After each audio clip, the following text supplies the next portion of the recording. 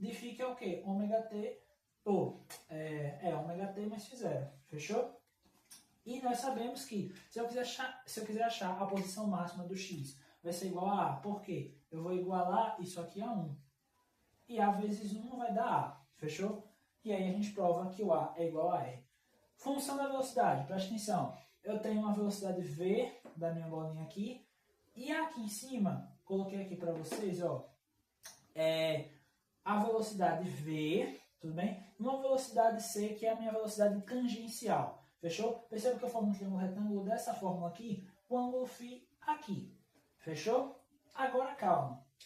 O ângulo φ está aqui, né? Aqui vai ser o quê? Vai ser o cateto oposto. Aqui vai ser o quê? A hipotenusa. Então, seno de φ vai ser igual a menos V sobre VC. Tá? Então, menos V sobre a nossa velocidade tangencial. Mas, Lucas, por que menos? Porque, veja, a velocidade ela vai estar no sentido oposto ao deslocamento, tá? Da nossa mola. Isso acontece por causa da natureza elástica da mola. Então, aí ele vem no sentido negativo. Fechou? Aí aqui eu só faço a troca, tá? V é igual a menos VC, que é a nossa velocidade tangencial, vezes o seno de φ. Aí, veja, sendo VC, que é a nossa velocidade tangencial, igual a ômega vezes R, como a gente colocou aqui, tá? E sendo φ é igual a φ0 mais ômega t, como nós vimos aqui, é só substituir, tá? V não é igual a menos VC sobre seno de φ? Quanto que é VC? Ômega R, tá? E o R é igual a quanto? A A. Então, menos ômega A, seno de φ, φ não é φ0 mais ômega t, então a gente coloca aqui ômega t mais φ0, tá? Lembrando do sinal negativo. Aí, para achar a velocidade máxima, vai ser igual ao quê? Vai ser igual a ômega vezes A. E por que não menos ômega vezes A? Porque está em módulo. Fechou? Está em módulo. E a nossa velocidade linear vai ser igual a ômega vezes o raio.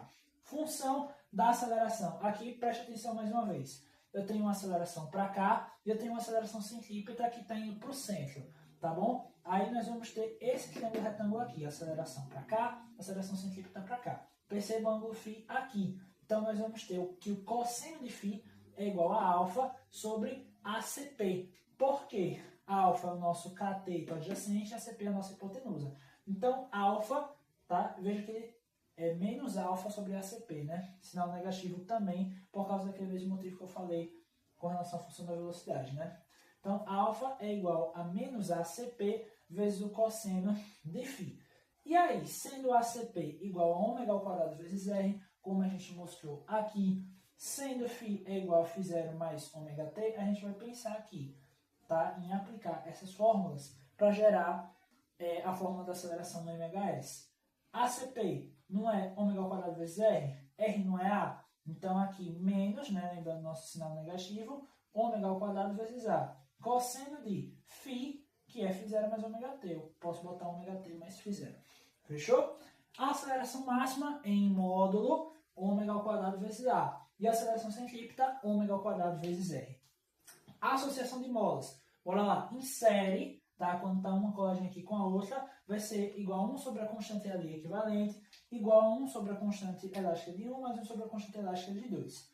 Em paralelo, quando você tem as duas assim, né? A constante elástica equivalente vai ser igual a constante elástica de 1 mais a constante elástica de 2. E aqui eu trouxe um resuminho sobre ondulatória acústica, vou passar aqui bem rapidinho.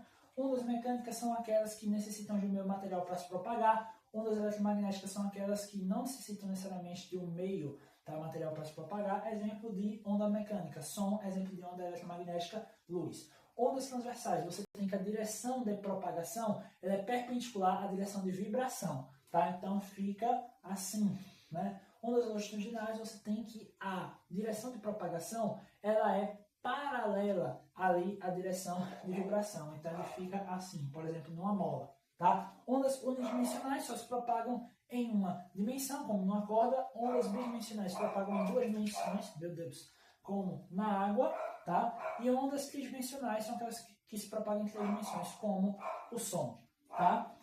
Ondas circulares são aquelas que acontecem na água, fechou? Onda transversal em um fio, raiz quadrada da força sobre a densidade linear. Densidade linear é a massa sobre o comprimento.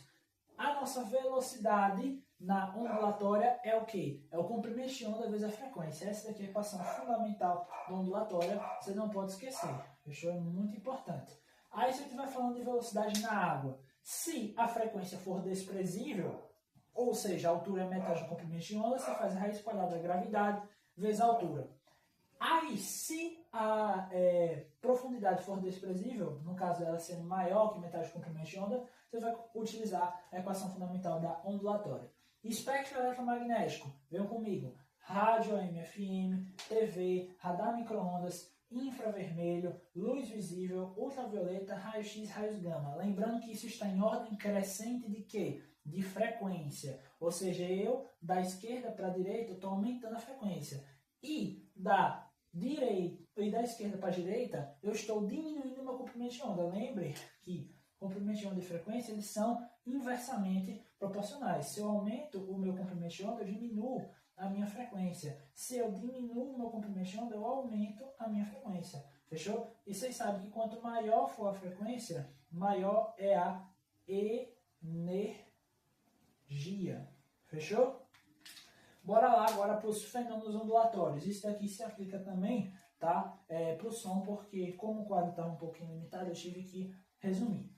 Reflexão. Quando você tem uma extremidade fixa, perceba que ele vai numa velocidade, ele volta na mesma velocidade, mas com um pulso invertido, tá? No caso de ser uma extremidade móvel, ele vai e volta na mesma velocidade e também no mesmo sentido, tá? Refração. Você indo de uma corda mais fina para uma mais grossa. Veja que ela indo para mais grossa, ela vai gerar uma velocidade menor do que na corda mais fina, tá? E ele vai gerar uma outra onda de sentido oposto, tá? Nessa corda mais fina. Fechou?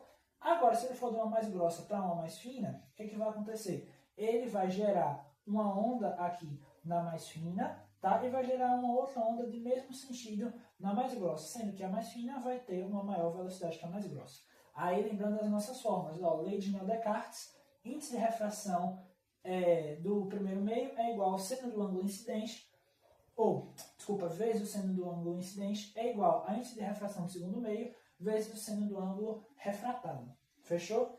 E N1, tá? Índice de refração de 1 sobre N2, índice de refração de 2 é igual a V2 sobre V1. Velocidade no segundo meio sobre velocidade no primeiro meio. Frequência constante. Tá? Lembrando que na refração muda a velocidade, muda o comprimento de onda, mas não vai mudar o quê? A nossa frequência.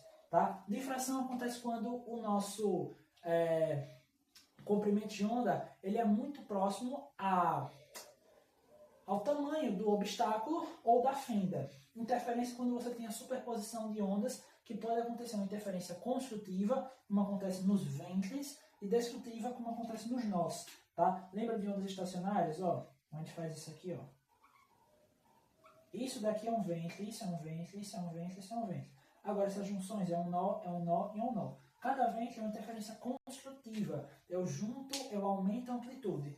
E cada nó é interferência destrutiva, é o zero. Fechou? Ressonância acontece quando as nossas frequências, tá? Elas ficam mais próximas da frequência natural do objeto.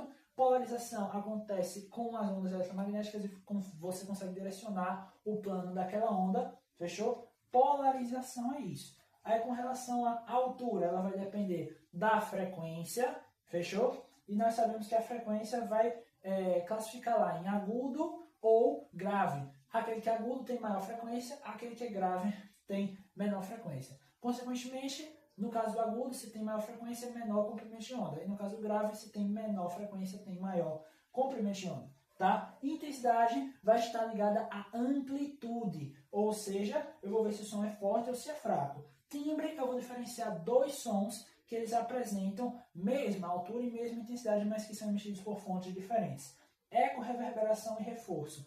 Eco acontece quando o nosso tempo, tá, de duração ali do som, ele é maior que 0,1 segundos. Então você consegue diferenciar o som que ele é emitido para o som que ele é refletido.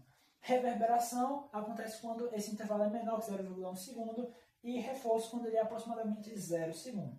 Tá? Para cordas vibrantes e turbos abertos, como que a gente calcula o comprimento da onda? 2L sobre N. A frequência vai ser N vezes V sobre 2L. E a nossa frequência N eu posso colocar como N vezes F1 também. Lembrando que N é o harmônico, V é a velocidade, L é o comprimento da nossa corda, do nosso tubo. Tubo fechado, lambda I é igual a 4L sobre I, Fi é igual a N vezes V sobre 4L, tá? E Fi é igual a I vezes F1. Lembrando que, no caso dos tubos fechados, os harmônicos são ímpares, tá? E que aqui, em comparação aos tubos abertos eles têm ventres nas duas extremidades, enquanto os tubos fechados eles vão ter nós nas duas extremidades, tá? E aqui, ele quer dizer, vai ter nó em uma das extremidades e ventre na outra, tá? E nos tubos fechados, o nosso número de harmônicos ele corresponde a meio ventre. Fechou? E no efeito Doppler, a nossa frequência do observador é igual à frequência da fonte vezes mais ou menos vezes a velocidade, tá? Mais ou menos a velocidade do observador sobre a nossa velocidade mais ou menos a velocidade da fonte. Lembrando que na aproximação a nossa frequência aumenta, tá? Então você vem, por exemplo, você está parado, aí vem uma ambulância chegando, a frequência está aumentando, e aí depois que ela passa a frequência vai diminuindo. Beleza, pessoal? O vídeo ficou longo, mas é porque o assunto também é grande. Eu espero que tenha ajudado vocês e é isso. Valeu!